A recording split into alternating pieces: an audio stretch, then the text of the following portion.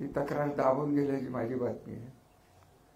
तिचं म्हणणं होतं, तिचा आरोप होता की रात्री 12 वाजता पोस्टमार्टम वगैरे अमुक तमुक फलाणं चलाणं ह्या त्यांच्या गोष्टी आहेत. माझं काय मास्टर माइंड असायचा प्रश्न.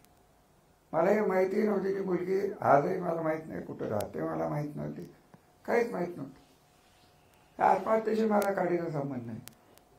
दस साहेबांचं मी नाव घेतलं त्याचं कारण माझी तर सगळ्यांनाच विनंती आहे की दस साहेब कोणामुळे आले, कोणामुळे बदली झाली याचा शोध तुम्हीच घ्या.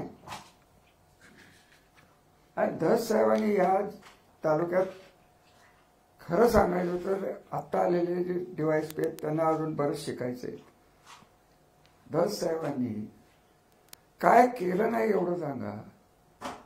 माझी तर माहिती अशी आहे की रात्री 1:30 वाजता FIR एक्स व्यक्तीच्या घरी लिहिली जात होती, ते सांगितलेलं होत होतं. त्यामुळे पहिली माझी मागणी आहे की जशी SIT या मुलीच्या कैलासवासी संपदा डॉक्टर संपदाच्या मृत्यूची, तो अनैसर्गिक आहे नैसर्गिक आहे आत्महत्या आहे तो विषय वेगळा, यांची SIT धस साहेबांची ही आम्हाला वेगळी लावून पाहिजे, ही माझी देवेंद्र फडणवीस यांच्याकडे स्पष्ट मागणी आहे. कारण मी त्यांना वारंवार त्यांना सकाळीच काही संदेश पाठवले होते की साहेब मला माफ करा, महाजन त्यांचे 96 सालपासून 99 सालपासून अत्यंत उत्कृष्ट संबंध. त्यांच्या कामगिरीबद्दल विरोधी पक्षात असताना मंत्री म्हणून 14 ते 19 असताना मी सभापती असताना त्यांची कामगिरी, त्यांची उत्तरं, त्यांचं लेजिस्लेटिव्ह वर्क, त्यांची बुद्धी, त्यांची फोरसाईट याबद्दल मला पूर्ण आदर. पार्टी आणि पार्टीचे विचार हे माझ्या मनात कधी शिवत नाहीत.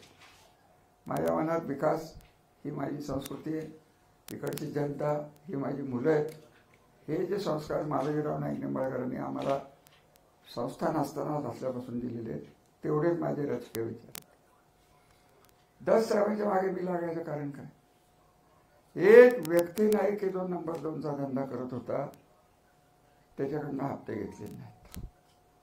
एक व्यक्ती नाही की ज्याचा वाळूचा धंदा होता त्याच्याकडनं हप्ते घेतले नाहीत. धस साहेबांच्या काळात ह्या ज्या केसेस आहेत 277 त्याचा जे उल्लेख करतायत त्यांनीच केलेला आहे. अंधारे मॅडमनी केलेलं आहे, मला माहितच नव्हतं. या 277 केसेस कोणाच्या काळात झाल्या असतील तर धस साहेबांच्या काळात झालेल्या. आमची बातमी अशी आहे की असा